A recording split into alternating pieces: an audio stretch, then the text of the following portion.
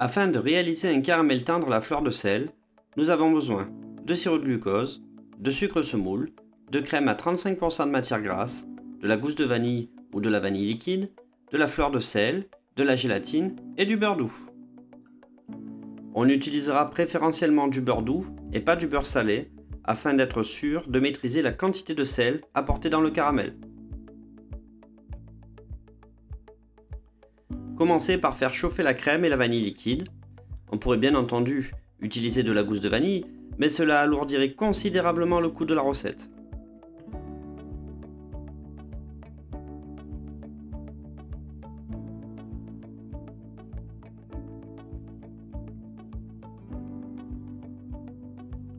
Chauffez à sec le sirop de glucose avec une partie du sucre semoule.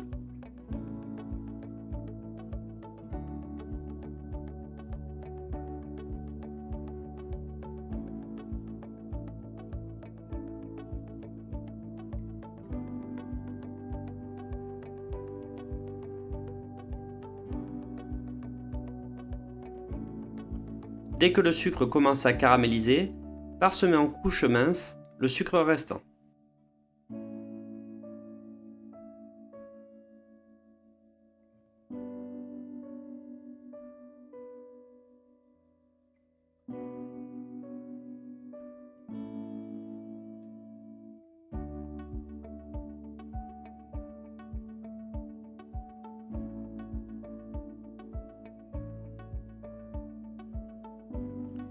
Bien qu'il soit souvent dit qu'il ne faut pas toucher un sucre lorsqu'il cuit, c'est ici nécessaire pour abattre le sucre non cuit sur celui en train de caraméliser. L'utilisation de sirop de glucose dans la recette va donner beaucoup de souplesse et une certaine viscosité qui va être intéressante. De plus, le sirop de glucose a un pouvoir sucrant inférieur au saccharose. En effet, le sucre semoule, qu'on appelle en termes scientifiques le saccharose, développe un pouvoir sucrant avec un coefficient de 1. Le sirop de glucose, quant à lui, possède un pouvoir sucrant de 0,5. Le fait d'avoir ajouté le sucre semoule en plusieurs fois permet d'éviter au sucre de brûler. On a donc la couleur du caramel sans pour autant avoir la température.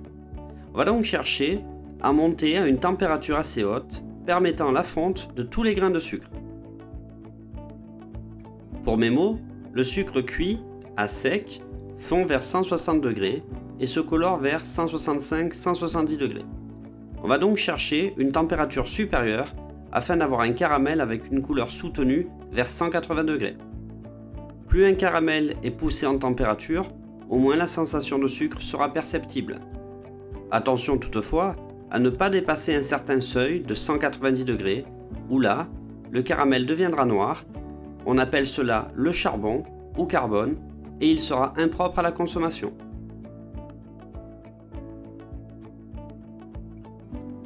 Décuire le caramel avec de la crème chaude en ayant pris la précaution de disposer préalablement le sucre dans une grande russe pour éviter les soucis de débordement et donc de brûlure.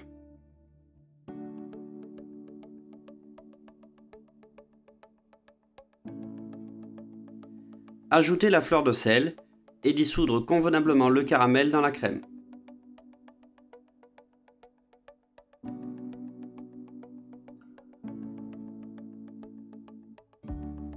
Lorsque le caramel est totalement dissous, intégrez la gélatine à l'intérieur du caramel et stoppez la cuisson.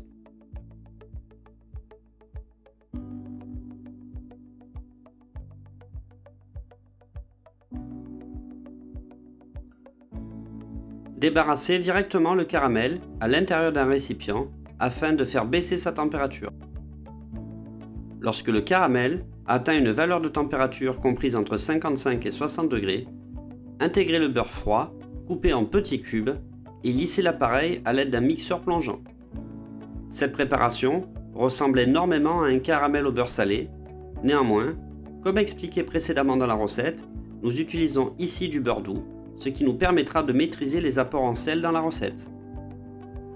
Ce caramel peut être utilisé pour garnir des tartes, des viennoiseries, pour réaliser des décors ou tout simplement à consommer directement dans des pots. Pour la pâte à moelle noisette, crémez le beurre pommade avec le sucre glace.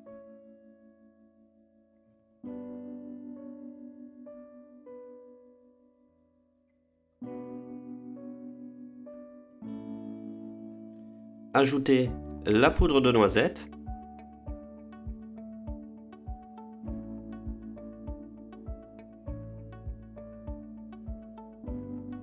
pour terminer, intégrer les œufs entiers petit à petit.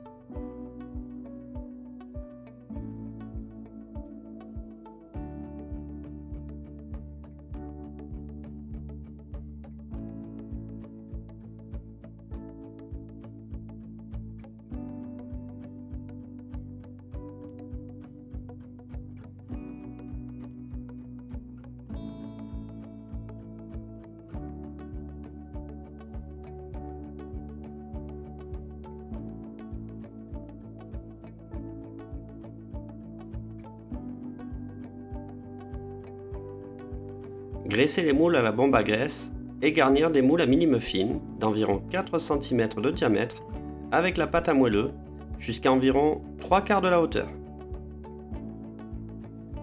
Enfourner pour 20 à 25 minutes à 150 degrés. Pendant ce temps, préparez le crumble noisette en sablant tous les éléments ensemble, c'est-à-dire la farine, le beurre, le sucre, la poudre de noisette, les noisettes émondées concassées et la fleur de sel.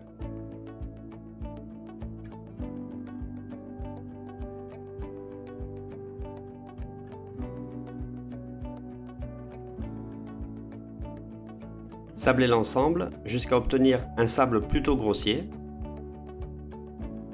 Répartir directement sur plaque et enfourner à 160 degrés 15 à 20 minutes. Une fois refroidi, relissez le caramel pour lui donner une texture plus onctueuse. Videz le centre de chaque moelleux à l'aide d'une cuillère à pomme parisienne. Le creux servira de réceptacle pour accueillir le caramel.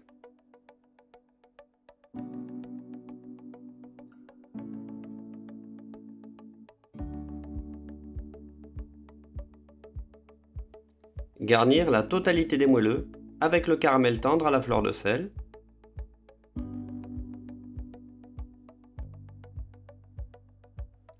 Répartir le crumble noisette sur toute la surface des moelleux.